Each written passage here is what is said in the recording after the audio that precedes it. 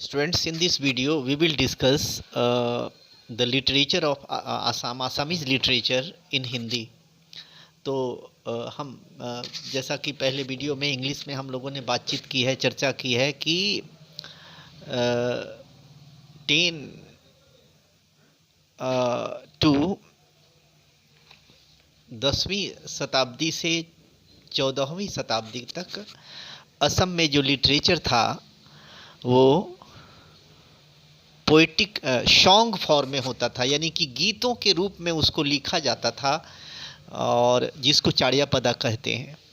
उसके बाद में एक ग्रुप आया, साहित्यकारों का एक दल तैयार हुआ जिसमें जैसे हरिबर बिप्रा, कवि रत्ना सरस्वती, माधव कांदाली, रुद्रा कांदाली, ऐसे लोग आए और इन लोगों ने लिटरेचर को कविता के रूप में पोएटिक फॉर्म में लिखना शुरू कर दिया।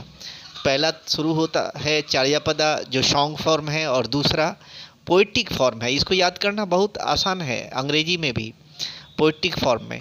और सबसे बड़ी बात ये कि माधव कांदाली जो थे उन्होंने पहली बार संस्कृत रामायण जो संस्कृत में थी उसका ट्रांसलेशन, उसका अनुवाद इन्होंने आसामीज में कर दिया।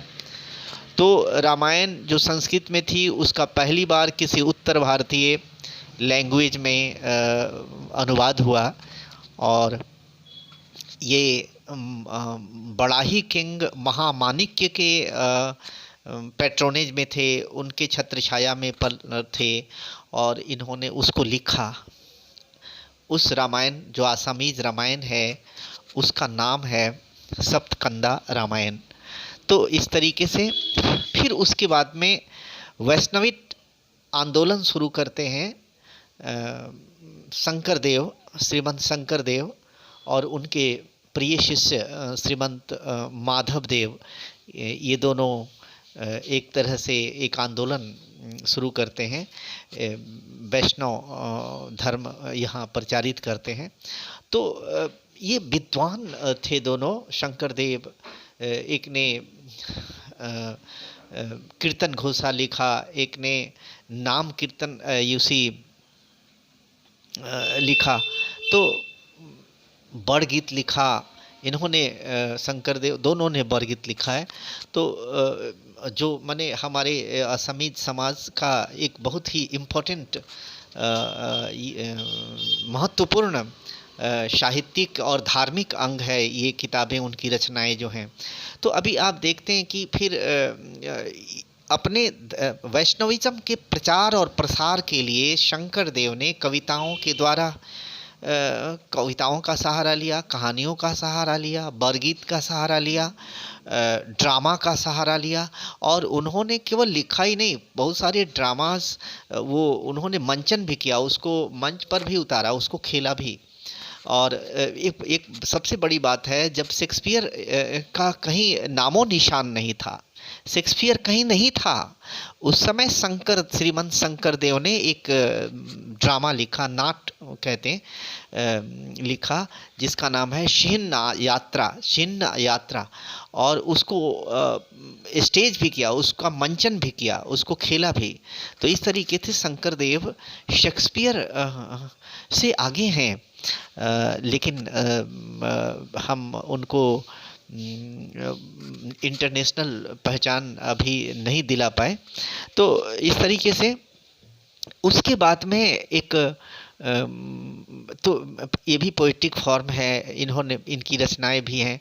और फिर एक युग आता है इनका, कुछ कवि आते हैं, जैसे इन्होंने कविता को एक प्रोज फॉर्म दिया, एक कविता माने इन्होंने साहित्य को एक माने गद्य का फॉर्म दे दिया। कविता सॉन्ग फॉर्म, पोएटिक फॉर्म, फिर वैष्णवित लिटरेचर, और फिर आता है प्रोज फॉर्म में साहित्य, माने कहानियों में साहित्य। तो इस ग्रुप में जो सबसे महान जो लेखक थे उनको भट्टदेव कहते हैं। उनका भट्टदेव के नाम से मशहूर है। और उन्होंने लिखा है उन्होंने लिखा है उन्होंने लिखा है कथा गीता, कथा भागवत, कथा रत्नावली। तो उसके बाद के एक ग्रुप जो साहित्यकार होते हैं, उन्होंने स्टोरी बेस्ड लिटरेचर लिखा। और जैसे स्टोरी बेस्ड, जैसे भट्टदेव के बाद, और वो कुछ स्टोरी बेस्ड लिटरेचर के उदाहरण हैं देवी मनसा, मनसा मैया भी है बिहार में भी, एक लोक कथा में है पद्मा, और सती बेहुला। सती बेहुला बिहार के लोकगीतों में भी प्रचलित है। तो और गोविंदा मिश्रा, इन्होंने लिखा पद्य गीता। इस तरीके से आसामीज लिटरेचर को इनरिच किया, इन्होंने इम्प्रूव किया और उसको धनी बनाया। फिर एक अंग है हिस्टोरिकल लिटरेचर। आप जानते हैं कि प्री हिस्टोरिक एज में भी असम में मानव सभ्यता के निशान मिलते हैं, लेकिन इतिहास जो है 4वीं शताब्दी में जब बर्मन डायनेस्टी यहाँ अस्तित्व में आया, उस समय से हम यहाँ के लोगों को जानते हैं। फिर सुखाफा द ग्रेट, महान सुखाफा ने सराइदेव में अहोम डायनेस्टी की स्थापना की 1253 में। उसके बाद तो शुरू में तो अहोम डायनेस्टी ताई लैंग्वेज को फॉलो करते थे, उनका कोर्ट लैंग्वेज था, उसमें भी लिखा गया। लेकिन बाद में असमीज लैंग्वेज में इतिहास लिखा जाने लगा। असमीज लैंग्वेज में इतिहास को बुरंजी कहते हैं। और यहाँ के फिर अंग्रेज़ों का शासन आया। तो अंग्रेज़ों के शासन में वो जो बुरंजी थे, जो इतिहास थे हमारे असम के, उसका प्रिजर्वेशन एंड प्रिंटिंग, संरक्षण और मुद्रण हुआ, उसको प्रकाशित किया गया। और वो उसमें मिलते हैं हमको देवधाई हिस्ट्री मिलते हैं, टुंगखुंगिया हिस्ट्री है, कछारी इतिहास है, जयंतिया इतिहास है, त्रिपुरा इतिहास है, पाद्या इतिहास और पदशाह इतिहास। तो इस तरीके से ये इतिहास भी साहित्य है। कि आप इतिहास और साहित्य में फ़र्क ज़्यादा नहीं है, दोनों एक ही है। आप देखिए इतिहास जो है ना, बीती हुई कहानी है किसी राजा के, किसी देश के शासन व्यवस्था के बारे में, और उसी समय जो साहित्य लिखा जाता है वो उस समाज का दर्पण होता है, जिसमें उस समाज को दिखाया, साहित्य पूरे समाज को दिखाता है।